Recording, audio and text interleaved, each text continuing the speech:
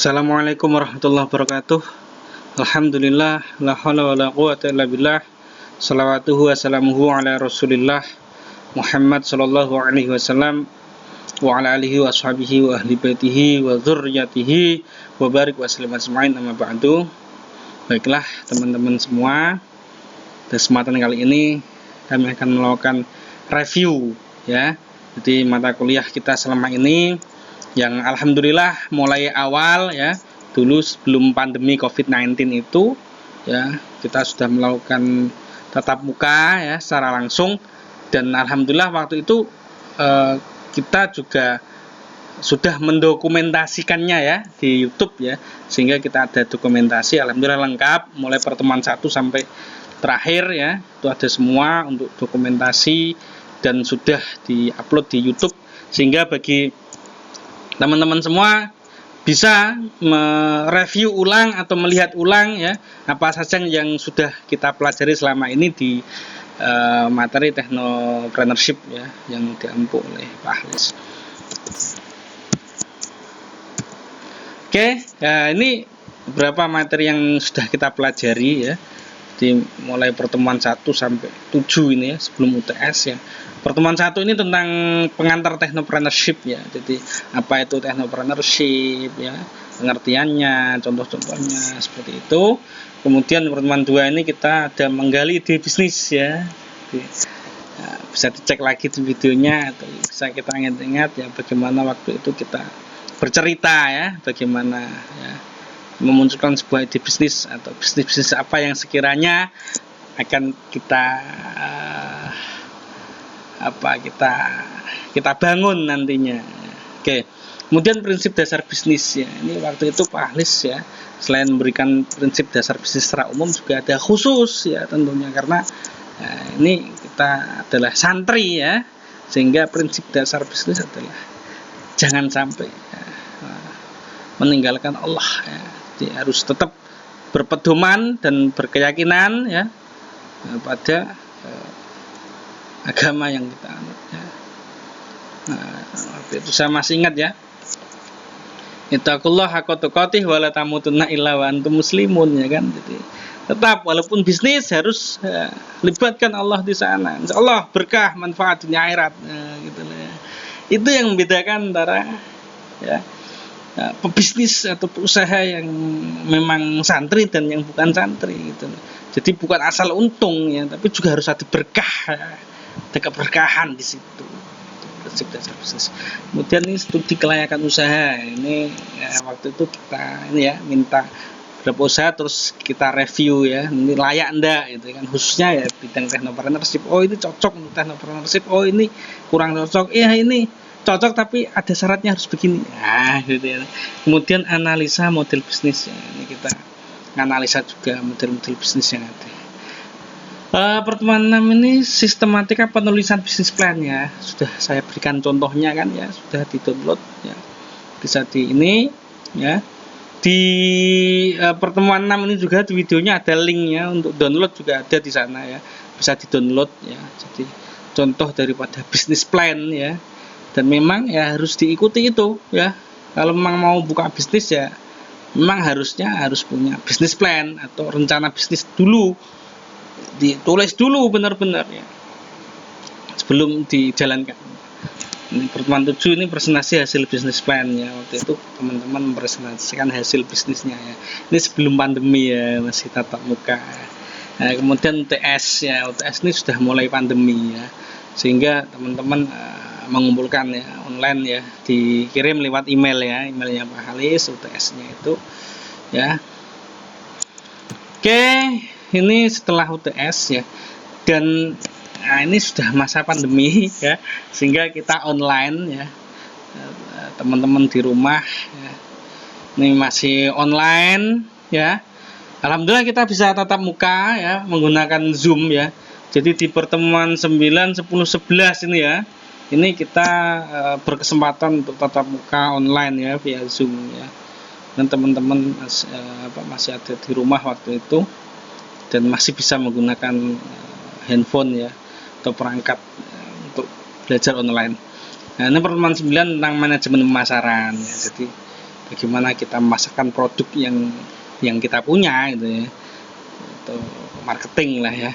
Dan waktu itu kita ya gunakan pilihannya ya digital marketing ya, kita bahas juga ya, untuk digital marketing, SEO dan lain-lain. Kemudian ada operasional bisnis ya, jadi bagaimana bisnis dijalankan, operasi-operasinya juga.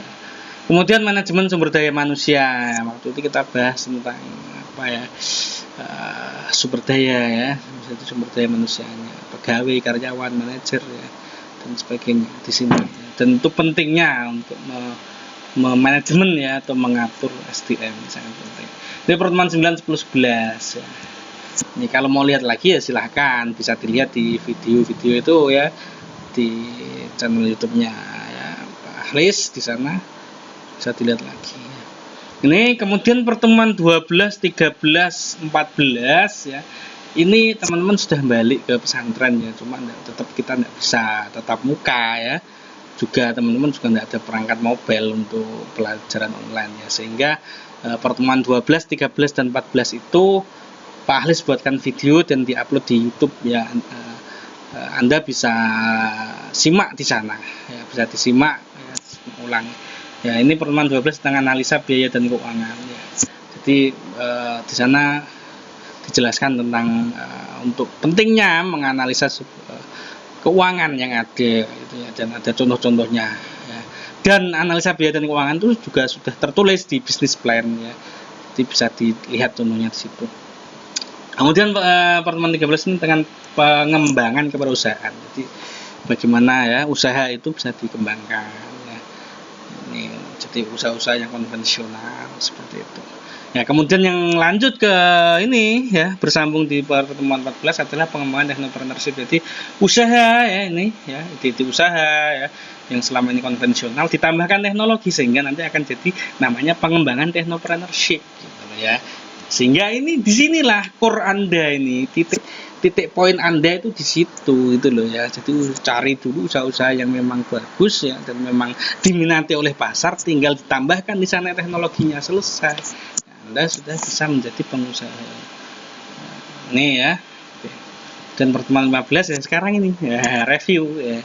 Review ya. Jadi pada kesempatan kali ini ya kami review ya, insya Allah sudah disajikan sedemikian rupa, jadi sehingga Anda bisa mendapatkan pengetahuan yang utuh ya tentang apa itu technopreneurship, contoh-contohnya semuanya, sehingga nantinya akan menjadi bekal yang saya kira cukup ya untuk Anda bisa action ya untuk menjalankan bisnis ya, khususnya di technopreneurship ini ya, begitu ya kita review ya. Kemudian ini nanti ya silahkan bisa dikerjakan UAS-nya, ujian akhir semesternya ya, sudah Ahlis siapkan ya, videonya juga silahkan nanti bisa disimak ya, apa saja yang jelas Anda bisa mengerjakan seperti itu.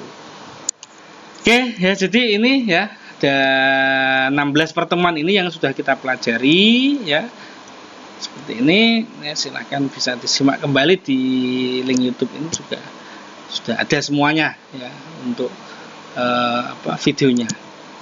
Nah ini penugasan yang pernah Pak Ahlis berikan ya, saya kurang tahu juga Anda sudah ngerjakan belum ya.